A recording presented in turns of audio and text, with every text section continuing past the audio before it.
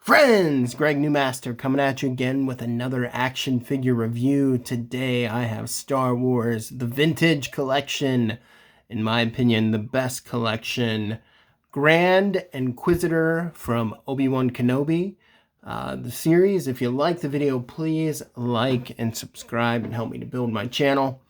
I loved the Inquisitors. I thought that was a really great concept introduced in Rebels. They were just really fun characters. Now, in terms of the Grand Inquisitor, he looked a lot different than he did on the show. But I feel like they did a good job, and the actor was a really good actor. And I think that's what's most important at the end of the day. We saw slight differences too with bringing live action Cad Bane. We saw him in The Mandalorian, and then, or was that the Book of Boba Fett? I think it was the Book of Boba Fett where Cad Bane was there. But yeah, it was the Book of Boba Fett. And he looked slightly different than the expectations of the animated version, but he looked fantastic in my opinion. And I like the look of the Grand Inquisitor, even though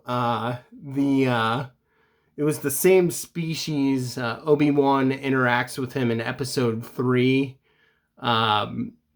when he encounters General Grievous. I forget the exact planet in the scene, forgive me everybody, but we see one of the same species as the Grand Inquisitor there. So anyhow, I'm super happy to get this figure, and I love that we're finally starting to get Rebels characters in the Vintage Collection. I mean, man, this has been a long time coming, and it's unfortunate that it took this long to get these characters, but I'm happy that it's finally happening. So, anyhow, a really nice card from the Obi-Wan show. He looks great. VC 293. As we can see, also you get Grand Admiral Thrawn, Morgan Elsbeth, another Ahsoka figure, Moff Jared, Luke Skywalker.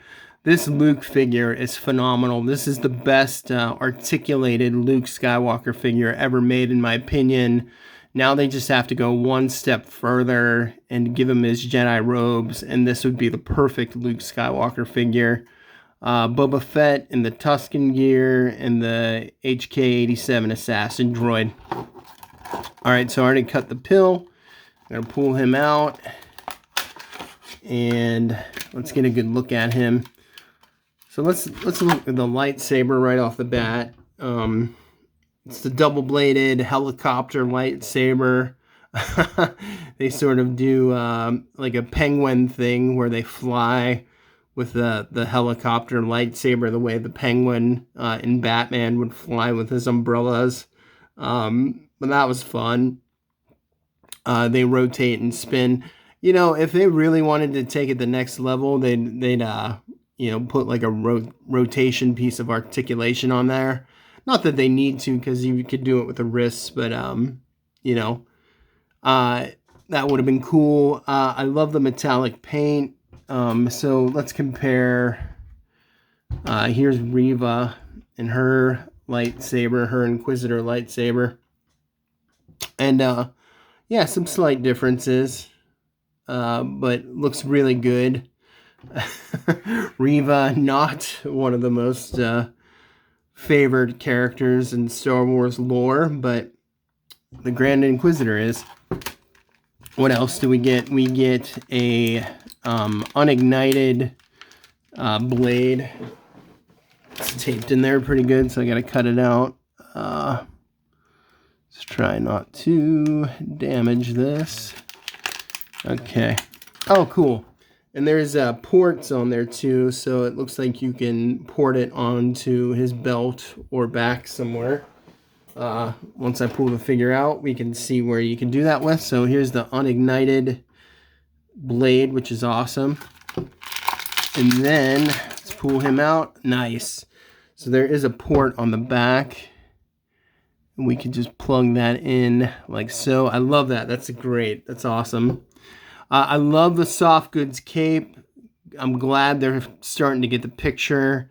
versus the plastic capes. I just love soft goods when it comes to capes and robes. He looks great. I mean, I say this all the time in my videos, but this is the best time to be alive as an action figure collector. I mean, just look at the level of detail, like on that face, the level of realism. This is a 4-inch figure, and it just looks incredible. That's what he looks like from the back. I love the sculpt of his armor. The face looks good. Let's check out the articulation. Yeah, he's on a double barbell joint. So maximum range and movement for the face. Let's get a good look at that face there. Looks fantastic. Just the level of detail is mind-blowing. Shoulders go up that far. They're hindered a little bit by his armor, but it looks really good. We got rotation in the elbows. He can go about 90 or a little bit more. We got the T joints versus the Y joints on the hips. Not that it really matters because his armor hinders him, but we get a good leg kick there. Can't really do a straddle because of the armor, but that's okay. The knee, almost 90 degrees, but not quite because of the sculpt. There is torso articulation. Get a little bit of a crunch. It's on a ball joint, which is great.